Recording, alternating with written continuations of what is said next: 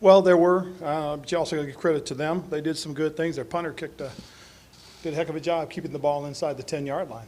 That's also a difficult thing. It's tough to go 90 yards and expect to win a football game or score. But when you get in a scoring position, you got to put points on the board, and that's the bottom line. Ron, can you go in with going for two, and how much does Graham struggle playing with? Well, I think you go for two on the road to win the game, and that's what I did at the end of the day. What's to say the coin toss is going to go in our favor? What's to tell you we're going to stop them? So why not go for two? How about Graham's struggles earlier?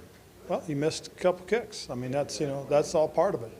When I was going for the win, that's just the bottom line. Looked like Cam had a shot there. He did. That's the unfortunate part. They rushed three, so we knew we had time. Jarius broke his route off and came back to the middle, presented a nice target, and unfortunately the ball was a little bit high. We had a chance. But before that, several drops and a couple explosive plays on the other side of the ball. Very much so. I mean, we have opportunities to make plays. You got to make them. And the drops are costly. The explosive plays were great. We had a real big explosive play, and unfortunately we didn't get points out of that. We got to get points. And in this league, if you don't score points, you're not going to win games. 3 of their sacks came on third down. What kind of adjustments do you feel this team can make moving forward to better protect and get out of the long third down situation? Well, again, be better on first and second down. That's the unfortunate part. A couple things happened on first and second down that put you in those third and long situations. And then a couple times, just winning at the line, getting off clean, presenting again a good target for the quarterback to get the ball to you.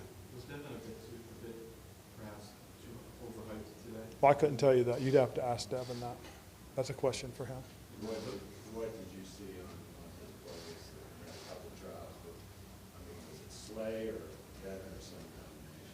Well, again, it's all part of the game. There's a combination of things that happen when things like that happen. I mean, you got to go back, got to watch it on the tape a little bit closer.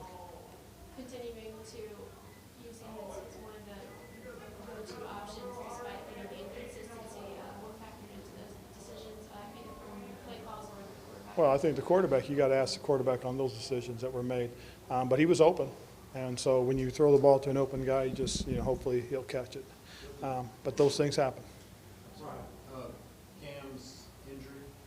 The guy fell on his leg, from behind. Landed on the quarterback's legs below his knees. Oh, I don't know.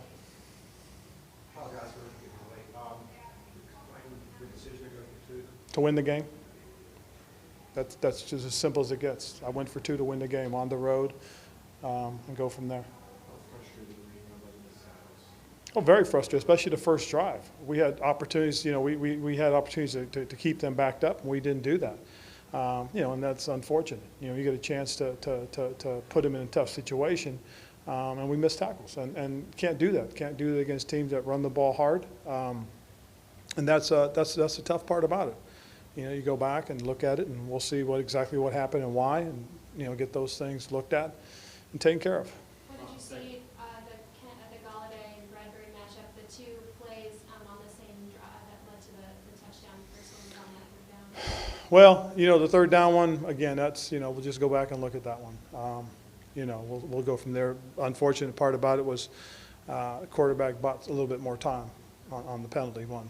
And then on the third down one, he just threw the ball out and threw it to where only the receiver could catch it. The receiver made a heck of a catch. Ron, you guys get down there on the 82-yarder to DJ. You don't score. It looked like you were upset. Was that the third down? Did you think there was contact on? There was contact. Oh, I think there was contact. I definitely thought there was contact. But again, I'm not the one making that decision. But I was also a little, wondering why. I don't know. You guys saw it. Was there a face mask on that? On which one? On the one where they picked the flag up. I mean, I couldn't tell you. I didn't see it. Yeah. Okay. So. For the second straight week, opening drive, touchdown, then kind of stretch it. Right. How frustrating is that? Well, it's very frustrating. And this one happened a little bit differently. We didn't tackle. I mean, at the end of the day, you got to give them credit. They did some good things. They made some things happen. I mean, let's don't take anything away from them. But at the end of the day, we had our opportunities and we just didn't capitalize. Ron, last week you said, this shit happens. And Mm-hmm. kind of what? Is this one a little tougher to? Yeah, because this one, a lot of that stuff shouldn't have happened. That's the unfortunate part. I mean, it's part of football. But again, we'll go back, we'll look at it, we'll make sure we're giving these guys an opportunity to succeed. Are we putting them in place to have success? And if not, we'll do a better job. Ron, you know, both sides of the ball, you have an enormous amount of talent, lots of potential, lots of veteran players as well. So to see mistakes like missed tackles or getting beat off the line or dropped passes, as a head coach, how do you go about communicating these mistakes, rectifying these things, and is that disappointing? It's disappointing. I mean, I'm going to leave it at that. But at the end of the day, as coaches, we'll go back, we'll show the tape, we'll talk about what happened, and we'll work to get it corrected. I mean, there's, you know, again, there's no quick fix. This is about, you know, understanding what your responsibilities are. You got to do your job when you're called on to do the job. We, again, like I said, we got to make sure, though, that we're calling the right kind of plays and we're putting them in position. Ron, were you in the same play after you called the timeout or the two-point conversion that you ended up? No, because initially the initial read was we got something off initial read, so we went back and said, you know, if they stayed in that, you know, this is what we got to do, and so we went to another call. And you know, and again, unfortunately, we had a guy there and we just overthrew him. Was Wright the first option, or did he just? I mean, who was the first option? Well, again, on that, I'm not going to talk about specifically what our, but again, the quarterback gets back there with a three-man rush, and he has time to make a good decision. And unfortunately, like I said, we threw it high. How much confidence does it show?